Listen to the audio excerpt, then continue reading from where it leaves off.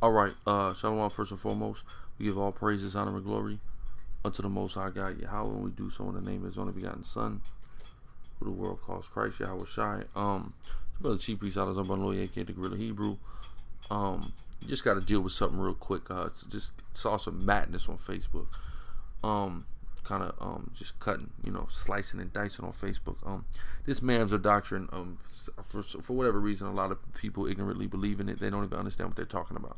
All right, so I just want to go into it real quick, because basically, when you say a mulatto is a Mamzer, or somebody who has a non-Israelite mother is a Mamzer, what you're saying is Jesus Christ is a Mamzer, Yahweh Shai, who the Messiah. Okay, some people call him Yeshua, whatever. His real name is Yahweh Shai, the Messiah. You're calling him a Mamzer. I want you to understand that when you are dumb enough to say the things that you say out of your mouth, because you're a victim of Willie Lynch indoctrination of dark-skinned slave versus light-skinned slave. Plain and simple. Let me show it to you. Deuteronomy 23:2. The word Mamzer or bastard only appears 2 times in the Bible, right? Here's the first time. Deuteronomy 23:2. A bastard shall not enter into the congregation of the Lord. Even to his 10th generation shall he not enter into the congregation of the Lord. What does that mean? A bastard or Mamzer can never enter into the congregation. Enter into the congregation means come to the temple to worship and deliver sacrifice. Okay, that's what that means. It doesn't mean anything else. A lot of you people don't even know what that means. So again, a bastard shall not enter in the congregation even to his 10th generation. That means it doesn't matter how many generations it goes, a bastard does not enter into the congregation. All right? So if this means a non-Israelite mother makes you a bastard, no Israelites can enter in the congregation, because every Israelite tribe was brought forth through the womb of a non-Israelite. Because there was only 12 Israelite men and 1 Israelite woman. Of course, we can't have sex with our sister and have babies, so we went and got other nations' women. But whatever.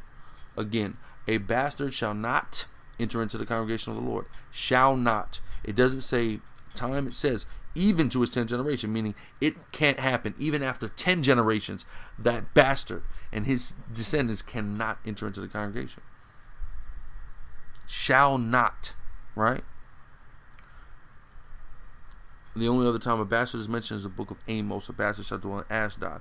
So now, what these people who propagate this extremely erroneous doctrine is they take this and they stretch it all the way to verse 7. Here in verse 7 it says, thou shalt not abhor an Edomite, for he is thy brother. Thou shalt not abhor an Egyptian, because thou wast a stranger in his land. The children that are begotten of them shall enter into the congregation of the Lord in their 3rd generation. So they're saying that if you're a part Edomite or white, that this means that you have to be mixed back out. Like, for example, let's take myself. I have a white mother, a black father, Israelite father, Edomite mother, right? So then I would have to have a kid like I have with my daughter. I have her with a sister, full Israelite, quote unquote. Then my daughter still wouldn't be able to enter into the congregation. But when she gets with her brother and they have a kid, that kid would be diluted to 12.5% so-called white. So then at that point, that child would be able to enter the congregation. Just foolish. Problem is here, it doesn't say anything about that here, number one. Number two, it doesn't use the term bastard or Mamzer here at all, right? And number three, this is not even talking about an Edomite. When you actually go into it, it's talking about a Syrian. But whatever. It says they shall not enter the congregation. I mean, they shall after the 3rd generation. It says they shall.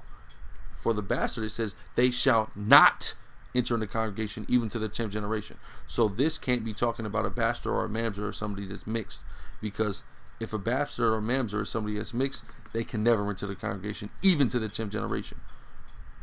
But it says the Edomite and the Egyptian can after the 3rd. So that's not even what it's talking about. But here's what I want to key in on. Verse 3. It says, an Ammonite or Moabite shall not enter into the congregation of the Lord. Even to their 10th generation shall they not enter into the congregation of the Lord forever. The same way it says here a bastard can't, it says a Moabite and an Ammonite can't. Of course, this is in relation to the fact that the Moabites and Ammonites were brought forth through incest, which is what the true definition of a bastard is. Anyway, again, as it says here, an Ammonite and Moabite shall not enter into the congregation, right? So if we follow this same logic that these are talking about somebody having a Moabite or Ammonite mother or an Edomite or Egyptian mother, if we follow the logic that's being employed by these individuals that are trying to be anti so-called mulatto, we have to employ that on Christ. Here's why. Because some people say, well, Ruth was an Israelite. Well, she wasn't. She was a Moabite. But let's say Ruth was an Israelite. That's fine. 1 Kings 14 and 21. And Rehoboam, the son of Solomon, reigned in Judah. Rehoboam was 41 years old when he began to reign, and he reigned 17 years in Jerusalem, the city which Yahweh did choose out of all the tribes of Israel to put his name there. And his mother's name, whose mother? Rehoboam's mother, who was the king, the son of Solomon. And his mother's name was Naamah, an Ammonitess. See, they make this argument about Ruth, which really can't even be made. Cool. Rehoboam's son is Naamah, an Ammonitess. Let's see, are you guys going to try to make her an Israelite too? You can't do it. Here's why. 1 Kings 11 and 1. But King Solomon loved many strange women, non-Israelites, together with the daughter of Pharaoh, women of the Moabites, Ammonites, Edomites, Zidonians, and Hittites. So this is an Ammonite woman. This is a heathen woman, period. And that's the mother of Rehoboam. Now watch this. Matthew 1 and 1. The book of the generation of Jesus Christ, Yahushua, the son of David, the son of Abraham. Right? So as we go here, of course, it says Jesse begat David the king, or Salakia. And Solomon begat Boaz of Rechab, and Boaz begat Obed of Ruth. Moabite there, but again, even if she's not, or even if you say she's not a Moabite, that's fine. Let's just go to verse 7. And Solomon begat Rehoboam, and Rehoboam begat Abiah. So as we see, Rehoboam is in the lineage of who the world calls Christ, Yahushua. Wait a minute. Rehoboam had an Ammonite mother, and it says an Ammonite shall not enter into the congregation even to his 10th generation. Shall never enter the congregation. So if we employ the logic that Deuteronomy 23 and 2, 3 and 7 and 8 are all talking about somebody being mixed with a woman from one of these nations, that means that Christ could not enter into the congregation. But didn't he go into the temple at 12 years old and confound everybody? Didn't he go into the temple and kick them tables over? This, yeah, like it's a lie, right? They say you have to be careful when you tell a lie, because you're going to have to tell multiple lies, and you're going to have to construct a story that's going to,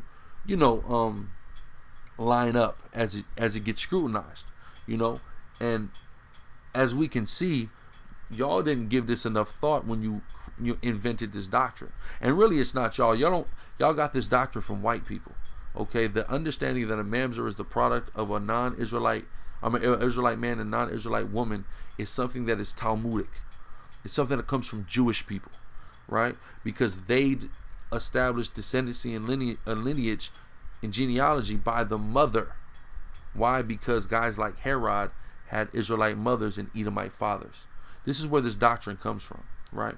So y'all didn't give this enough thought. It's really half-baked. And when scrutinized, when put to the test, it comes back as aluminum and not gold. It's idiotic. It's retarded. You clearly do not understand the Bible when you blurt out this idiocracy all over Facebook and YouTube. Right? So I just wanted to deal with that real quick, because I mean it's just an annoyance to see the ignorance people have when they just propagate this madness and can never really back it up. Again, if a mulatto is a Mamzer, Christ is a Mamzer. Yahushua is a Mamzer. That's what you're saying. Not to mention that, but Moses' sons who were priests, a king, Rehoboam, and every Israelite, because guess what? All the 12 patriarchs took non-Israelite wives, chiefly Hamitic wives, to wife. Even wives that the law actually forbids us to deal with in Deuteronomy 7, Canaanites. Y'all talking about Judah this and Judah that. Your mama is a Canaanite. But you talking about a damn Mamzer. Y'all people are insane and crazy and stupid as hell. Repent, convert your mind, transform yourself, get off the Willie Lynch juice. And with that, all praises, honor, and glory to Yahweh, by Hashem Yahushua, and Shalom.